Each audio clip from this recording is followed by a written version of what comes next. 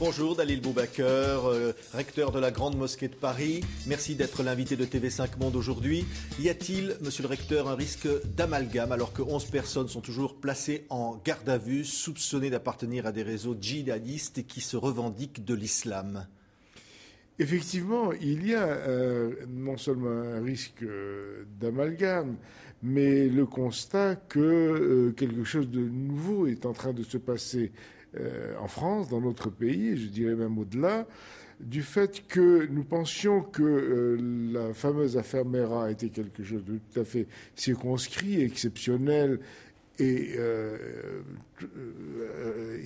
unique dans notre histoire récente, mais il apparaît que maintenant c'est une dizaine ou plus de personnes représentant une frange de la jeunesse musulmane de France, et pas seulement des musulmans d'origine musulmane, mais aussi des convertis, donc des Européens convertis à l'islam, et que ça tend à prendre une certaine importance, oui. D'où l'attention que nous lui portons, dans le sens où maintenant ça peut toucher effectivement notre communauté, dans le sens où ça peut changer le regard de l'ensemble européen sur les musulmans. Et là, c'est un risque sur lequel nous devons réfléchir. Comment vous expliquez, vous le dites vous-même, le lien évident entre l'affaire Mera, ces arrestations aujourd'hui, qu'il y ait de plus en plus de candidats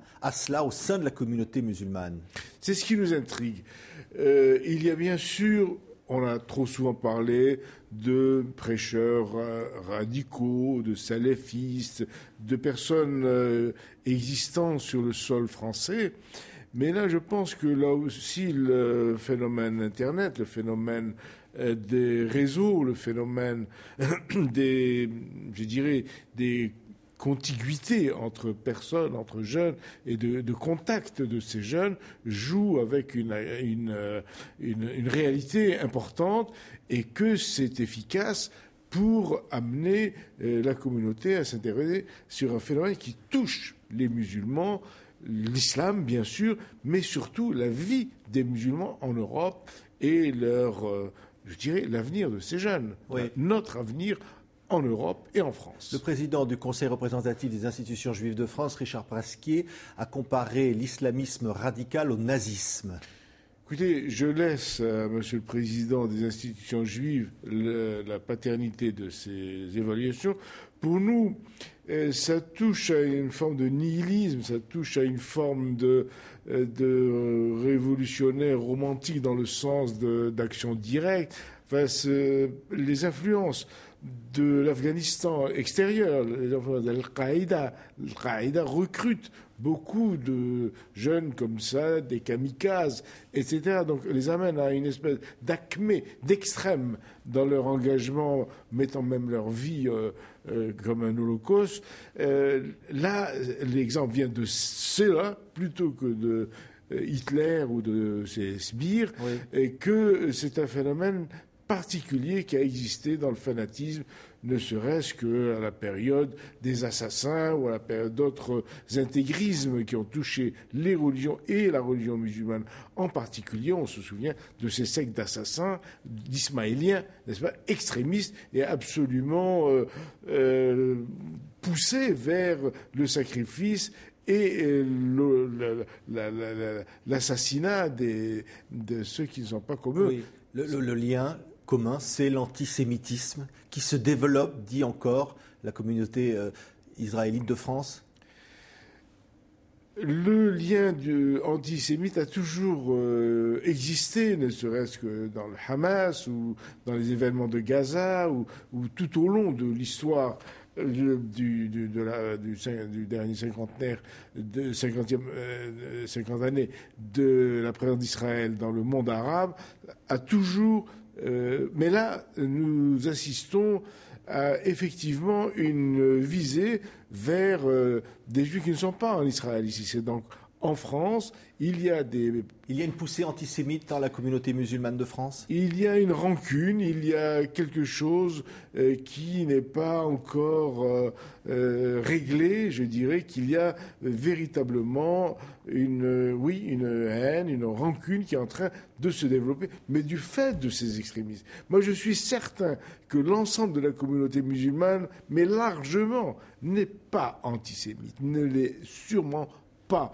Que cette forme d'islam présentée par cette frange-là n'est pas l'islam. C'est une mouvance, c'est une sectorisation, si vous voulez, une présentation extrêmement sectaire, marginale et déformée de l'islam qui n'est pas l'islam. Et j'adjure justement les observateurs et les musulmans eux-mêmes de ne pas se considérer d'une part comme faisant quelque part passivement une acceptation de cette forme-là, mais au contraire de peut-être prendre conscience et qu'il faudra peut-être aussi que notre communauté réagisse. Oui, la réaction, c'est de dire évidemment que vous craignez pour la communauté musulmane que tout le monde soit stigmatisé. Quand vous entendez par exemple Jean-François Copé dire voilà l'exemple d'un enfant qui se fait dérober son pain au chocolat en plein ramadan lui disant tu n'as pas le droit de manger.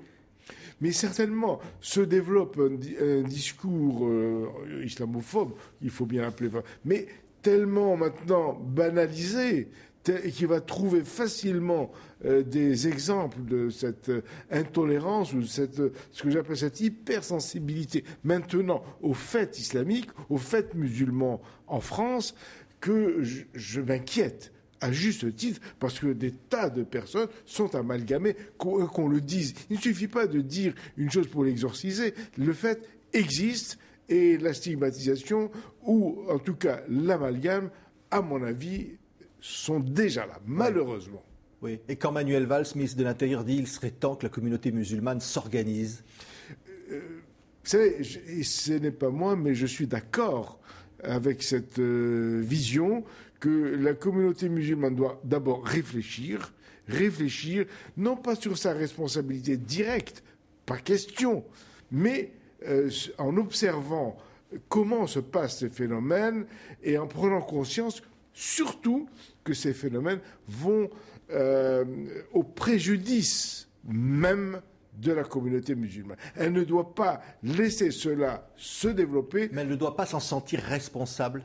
Elle ne doit pas se sentir responsable, mais d'une autre manière, elle doit ne pas accepter d'être mise en préjudice, d'être mise dans un regard, ou laisser imaginer qu'elle est quelque chose dans ces phénomènes-là. Vous comprenez ? Elle doit avoir une action active. Merci Dalil Boubaker, recteur de la Grande Mosquée de Paris, d'avoir été l'invité de TV5 Monde.